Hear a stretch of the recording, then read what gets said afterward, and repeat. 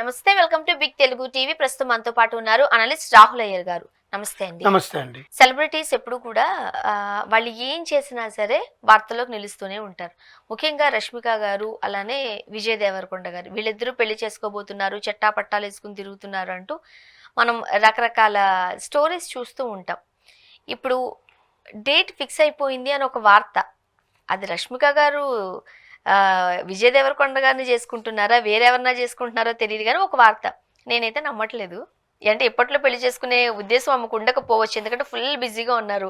పెళ్లికి డేట్ ఇచ్చే టైం కూడా లేదేమో అని నా ఉద్దేశం కదా. చలో సినిమాతో మొదలెట్టి తెలుగు ఇండస్ట్రీలో అడుగుపెట్టిన రష్మిక మండానా నేషనల్ క్రష్ అయింది. అవును, నేషనల్ క్రష్గా మారింది గీత గోవిందంతో. గీత గోవిందం తర్వాత పుష్ప, భీష్మ ఇలాంటి సినిమాలు నటించినా కూడా పుష్పతో శ్రీవల్లిగా ఎంత క్రేజ్ సాధించిందో అందరికీ తెలిసిందే. పుష్ప 2లో మరోసారి విజృంభించింది. పుష్పలో కాస్త అంటే డస్కీ స్కిన్ వేసుకొని అట్లా ఉన్నారు ఆమె, కానీ పుష్ప 2లో ఒక రొమాంటిక్ వైఫ్ లాగా బాగా చేశారు. అంటే ఒక డాన్సులు కూడా మొగుడిని కంట్రోల్ చేసే హీరో పెళ్ళం. తర్వాత సికిందర్తో సల్మాన్ ఖాన్తో డాన్స్లు వేసి ఒక వివాదంలో పడింది. 50 ఏళ్ళ అతనికి 30 ఏళ్ళ హీరోయిన్ ఏంటనంటే ఆమెకే ప్రాబ్లం లేదు, వాళ్ళ నాన్నకే ప్రాబ్లం లేదు, మీకేంటి ప్రాబ్లం అని సల్మాన్ ఖాన్ అడగడం. ఎప్పుడు ఏదో ఒక న్యూస్ని తన ప్రేక్షకులతో షేర్ చేసుకునే రష్మిక మండానా రీసెంట్గా, అంటే ఈరోజు ముఖ్యంగా first of all Rashmika Mandanna గారికి మా ఛానల్ తరఫున హృదయపూర్వక జన్మదిన శుభాకాంక్షలు. April 5th is her birthday. So she's in Oman. Happy birthday.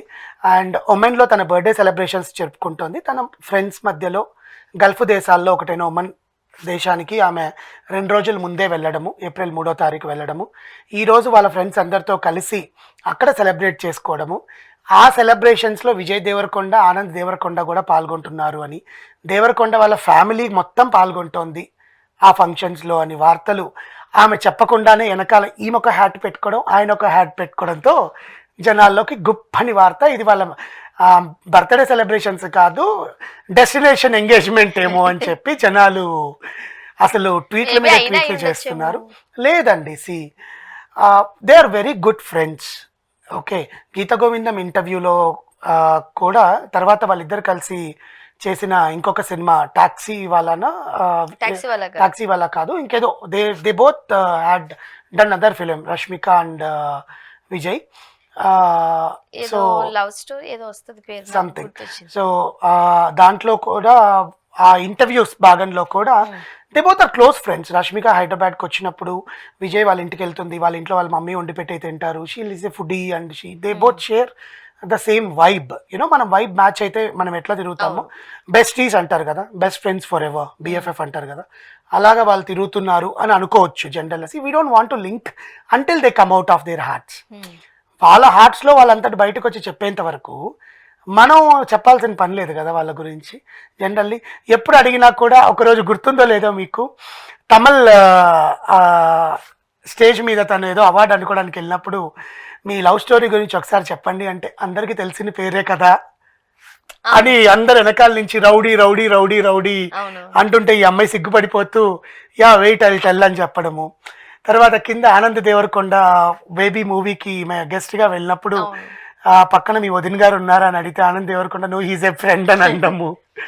So these all spectacular rumours are screen కోసం వాళ్ళు వేసే జోక్స్ కూడా అయ్యి ఉండొచ్చు. ఇప్పుడు యాక్చువల్ గా మనం చిన్న స్క్రీన్ మీద చూసినప్పుడు ఇలాంటివి చాలా పండిస్తూ ఉంటారు కావాలని. అవును, జబర్దస్త్ లో ఇలాంటివి ఎక్కువ వస్తాయి. ఎందుకంటే ఆర్టిస్టులు మొన్న నేను ఒకటి చూసాను, ఆది మన బిగ్ బాస్ సీతతో కలిసి ఒక గేమ్ ఆడడము, ఒక wife and husband reel. So అలా సినిమా ప్రమోషన్స్ లో ఒకవేళ అదొక కొత్త స్ట్రాటజీ కూడా తీసుకుంటున్నారు. అది స్మాల్ స్క్రీన్ కి పరిమితం ఒక రకంగా చెప్పండి. బిగ్ స్క్రీన్ కి వచ్చేసరికి కాస్త అసలు బిగ్ స్క్రీన్ కన్నా పక్కన పెడితే పర్సనల్ లైఫ్ గురించి మాట్లాడడం అనేది కదండి, ఇట్స్ కంప్లీట్లీ పర్సనల్ స్పేస్. ఇప్పుడు అందరూ ఏం గుర్తు చేస్తున్నారంటే, అప్పట్లో నాగ చైతన్య గారు, శోభిత గారు ఇలా ఒక ఫోటో, దానికన్నా ముందు నాగ చైతన్య గారు, సమాంత గారి గురించి మాటి మాటికి మా ఇంటికి వచ్చేది దోశల కోసం అని నాగార్జున గారే చెప్పారు. బేసికల్ గా అడిగితే అమల గారి డాగ్స్ కోసం అని చెప్పి అబద్ధం చెప్పేవాడు చెయ్యని.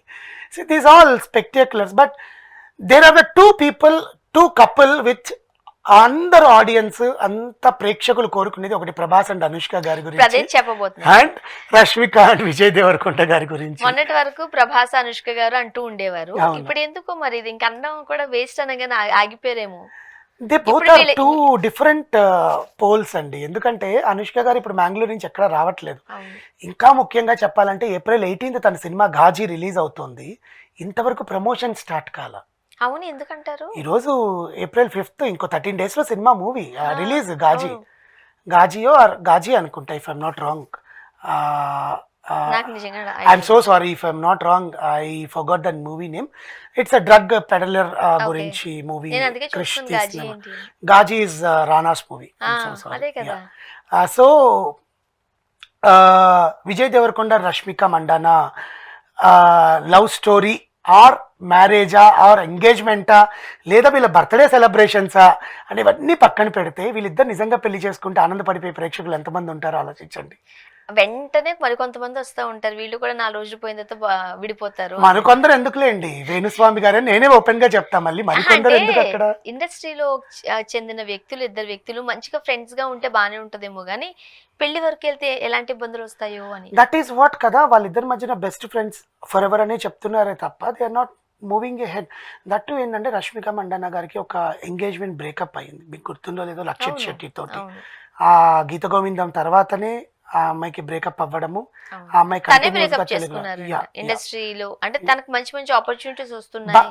కర్ణాటక వాళ్ళు ఆ బ్రేకప్ చేసుకున్నందుకు తనని అలౌ చేయలేదు అని కాంతారా మూవీ గురించి అడిగినప్పుడు కూడా తను చెప్పడము, అవును, నేను కన్నడ అమ్మాయినండి, నేను కూర్గులో పుట్టాను, కూర్గులో పుట్టి పెరిగాను, అలాంటిది నన్ను ఎందుకు దూరం పెట్టారు కర్ణాటక వాళ్ళని. ఆ అమ్మాయి దాని గురించి మాట్లాడి ఏదో ఒక వివాదంలో అమ్మాయిని ఇరికిస్తున్నారు. ఇప్పుడు వివాదం కన్నా కూడా ఆనందంలో ఆ అమ్మాయిని ఆ బర్త్డే సెలబ్రేషన్స్ కి మీరు బర్త్డే గిఫ్ట్ గా మీ మొన్న దేనికో husband ని- కూడా రష్మిక గారు కాస్త సీరియస్ అయ్యారన్నారు కదా.